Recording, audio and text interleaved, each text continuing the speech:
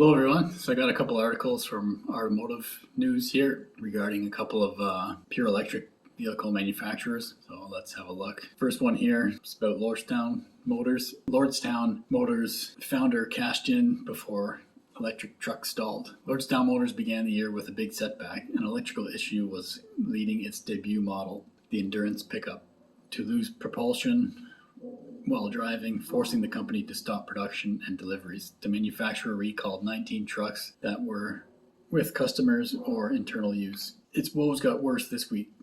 CEO Ed Hightower warned that while Lordstown Motors has a clear line of sight to fixing quality issues and resuming production, ramping up will require finding a larger automaker that's willing to partner up and help with purchasing and sales. The company is learning, along with Rivian, Lucid, Nikola, and others, that it's much easier to sell investors slide decks modeling out how quickly electric vehicle markets will grow than it is to spool up a supply chain and master manufacturing. Oh, where have we heard that before? I think our good friend Elon has said many times, manufacturing is hard. Promises are easy. Keeping them, that's another story. One executive who's learned this all too well is Steve Burns, the founder of Lordstown Motors. Resigned as CEO in June 2021. After the electric truck maker's board investigated claims by short seller Hindenburg Research and found that the company had indeed made inaccurate statements about Endurance pre-orders.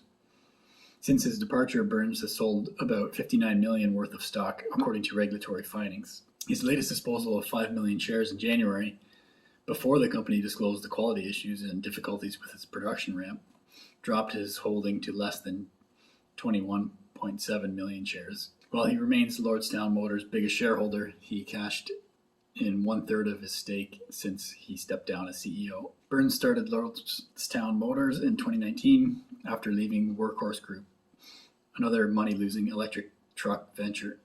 Burns' vision was to beat Tesla and incumbent automakers to market with an electric pickup built at the assembly plant in Lordstown, Ohio, that General Motors shuttered after more than 50 years. CEO Mary Barra's decision to close the factory infuriated then-President Donald Trump, who'd promised a manufacturing renaissance to voters in the region. GM loaned Lordstown Motors $40 million, half of which covered the purchase of the Ohio plant. The rest was aimed at helping Burns get started on the Endurance.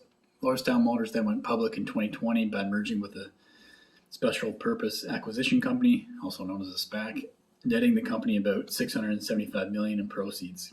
Its market capitalization briefly exceeded $5 billion around the time EV mania peaked. It's now worth just over $200 million. If Lordstown Motors is unable to find a partner, the company plans to pivot by developing other electric models with iPhone maker Foxconn, which acquired the Ohio factory last year.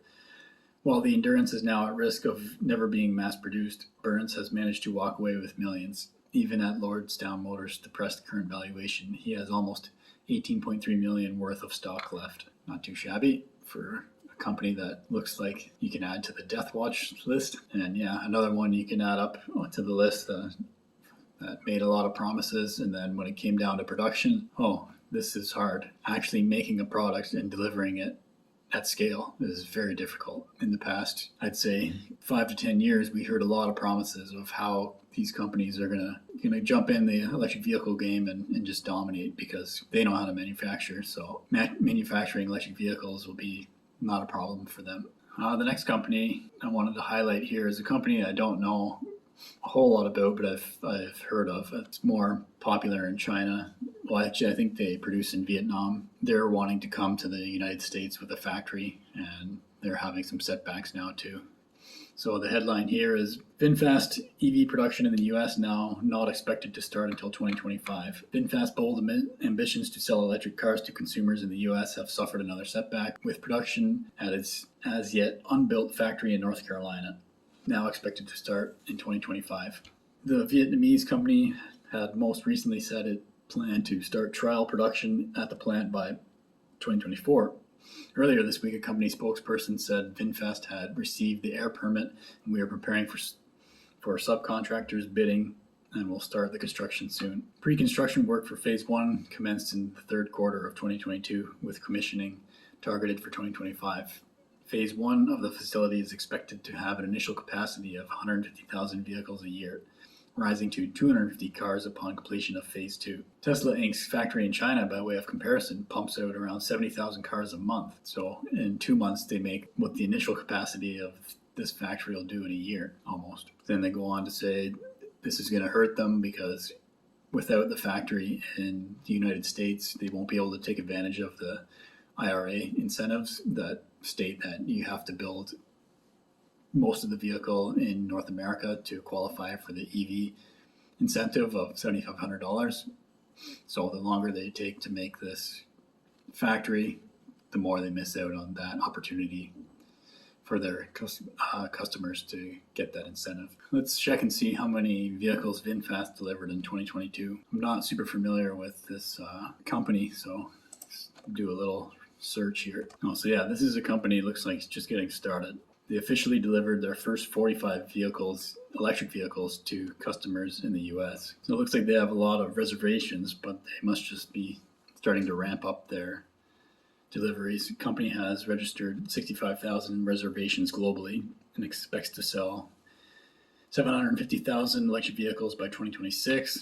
So it doesn't sound like they've really produced a lot of electric vehicles thus far, and they're just starting to enter the US market. I don't know how many they've sold worldwide. I just quickly looked here. So I'm just talking about first deliveries to the US. It's got 4,000 EVs to customers domestically in December, more than half of which were the sports utility vehicle, the VF8 model. So it sounds like they're in the low thousands, I guess, for worldwide sales in 2022, with a lot of reservations, but not a lot of deliveries yet. So we'll have to keep an eye on VinFast to see how they develop and see how this North Carolina factory, if it comes to fruition in 2025. So yeah, that's my update on a couple electric vehicle makers, a couple articles from Automotive News. My name's Evan Bertrand. This is the Evergreen channel. Thanks for watching.